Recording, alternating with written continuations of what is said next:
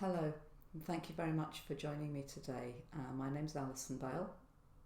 I'm a mindfulness teacher, and I spend a lot of my professional life working with people who are living with chronic pain and living with long-term ill health. And today in this video I'm going to share some of the things I've learned about using the mindfulness attitude of non-striving in relation to pain. Why the way we approach pain sometimes doesn't help us, what you can do instead, and some ways to get started if you are new to mindfulness and just wanting to perhaps dip your toe in the water.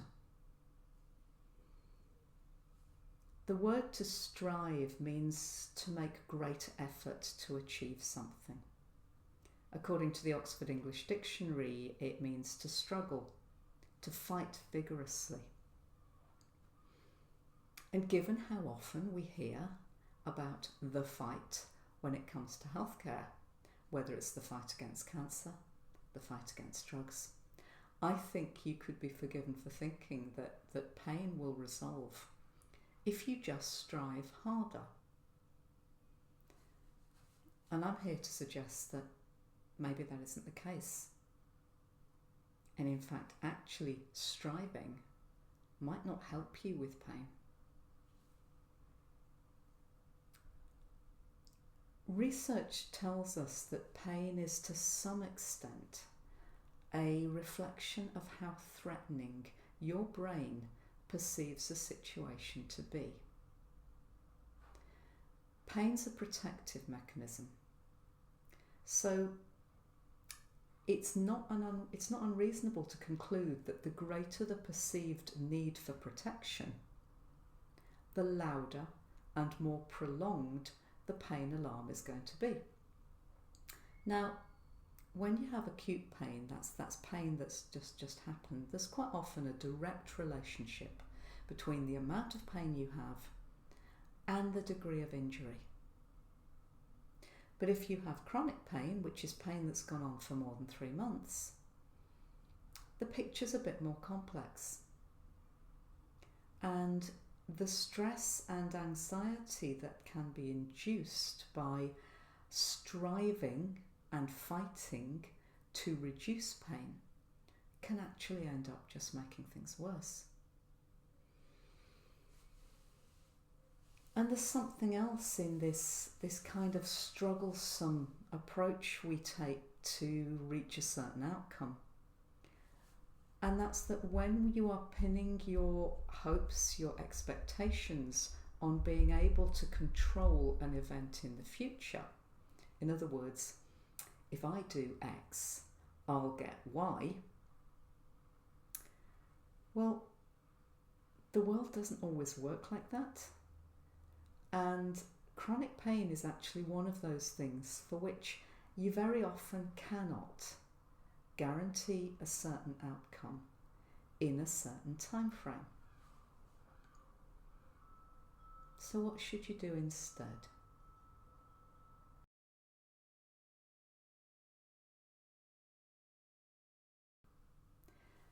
In part, the answer lies in the opposite of striving, in non-striving.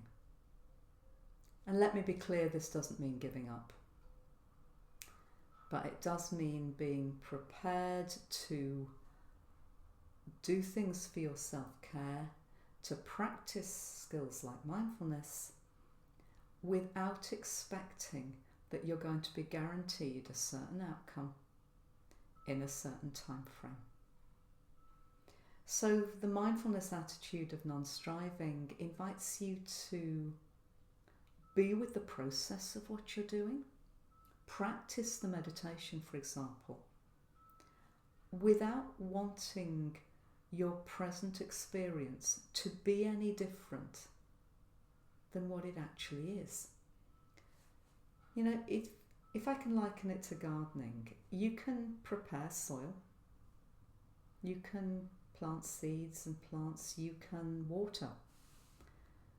You can't guarantee the outcomes, you can't guarantee the fruit. and so it is with mindfulness. But I think non-striving, when we can adapt a willingness just to take the steps we need to take on a given day without looking for things, without expecting things to change, I think there's a number of ways non-striving can really help you in relation to pain.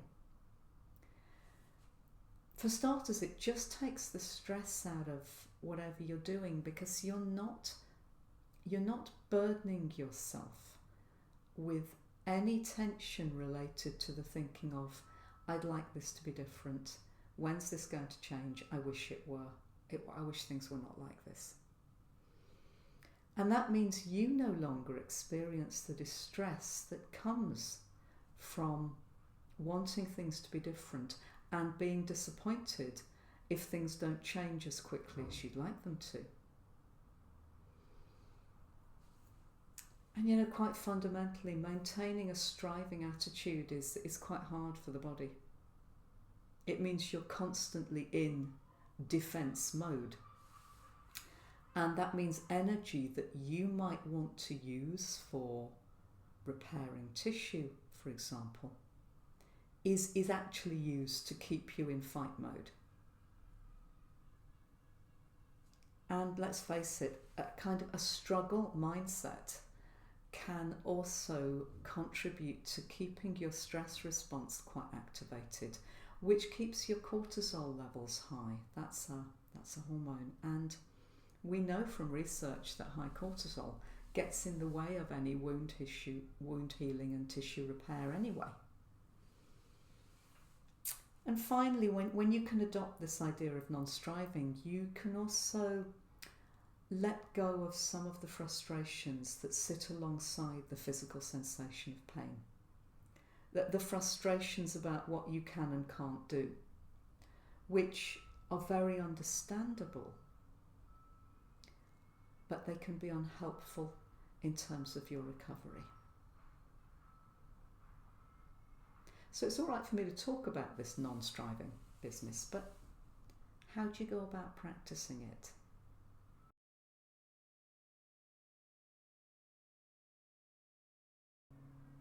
Focusing on more ease and more calm is, it's easier said than done, but frankly, when you're in pain, the opposite can actually just embed the problem further. So I'm going to share with you now 5 ways that you can bring more non-striving into your daily life. One option might be to consciously take a decision that you're just going to welcome whatever comes, however uncomfortable, however much you don't like it.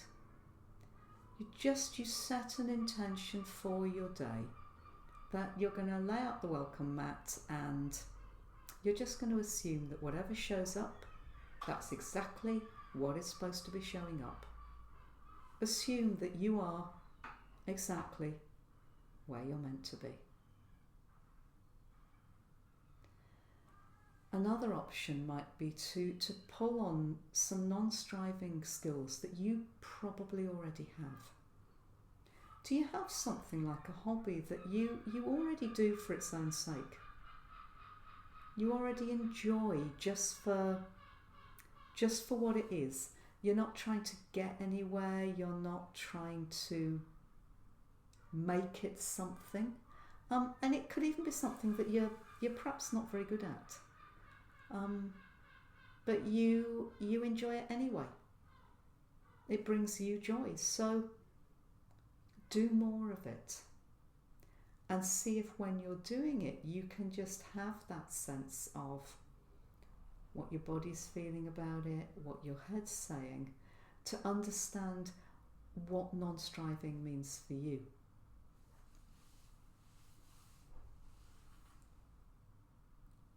A third option is, sometimes we find ourselves, much as we may have intentions to do otherwise, we're conducting the fight in our head anyway. We're frustrated with where we are, with what we can and can't do. And in these situations, you can also see the problem, the struggle, as an opportunity to say, right, I'm going to see if I can put this down. And there is a practice, a mindfulness-based intervention that is sometimes helpful. It's called a stop practice, STOP, and it can be useful to invoke just to see if you can bring a halt to a habitual thinking pattern, a habit of mind, and to get some guidance on that, you'll find there's a copy of a stop practice that you can download from my website.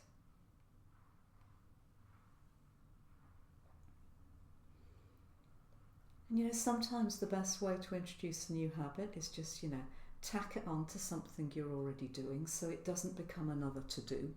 So can you take something that you are already doing to manage your pain, but can you see it in a different light? So, for example, if you're managing to do a little bit of walking every day, just see that as an act of nurturing yourself, as an end in itself. Doesn't matter how far you walk, doesn't matter whether you meet some target for walking. The act of walking is the end in itself. And just drop any thoughts that it needs to be a particular way, that it needs to take you to a particular outcome.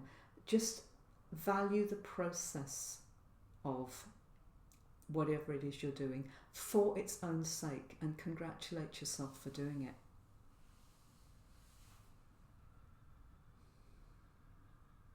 And when you are confronted with those strong feelings, strong emotions, we always have the option to just not do, to not react, to sit with, in silence if needs be, with no requirement for you to take action. And funnily enough, when you can do this, and it is difficult, but strong emotions typically rise and fall within about 90 seconds. So if you can manage 90 seconds, you can allow the fight to rise and to fall, a bit like a wave. And once you can just do this non-reacting. There's also then an option to be curious about your experience. You might want to ask yourself a few questions. If my pain had a colour, what colour would it be? What shape would it be? Does it move? How deep is it? How superficial? Whatever questions come to your mind, when we can bring this kind of curiosity to our experience, not only does not reacting give you more and more confidence that you can cope, and that in itself is a powerful analgesic, but bringing curiosity tends to help us not put fuel on the fire. And that's really what we're trying to do with mindfulness. So,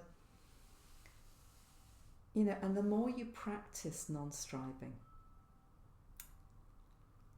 the less you find that this tendency to fight and struggle becomes your default position. And you can actually find, oddly enough, that when we stop doing what we habitually do, and when we get curious, oddly enough, very often the outcomes we were looking for, they arrive unbidden anyway. Change happens almost without us trying. Thank you for joining me today. I hope you found this video useful. There are many more resources on mindfulness for pain on my website, www.mindinsight.online, and you can follow me at Mind Insight Online on social media. And I'll be back next month with another video.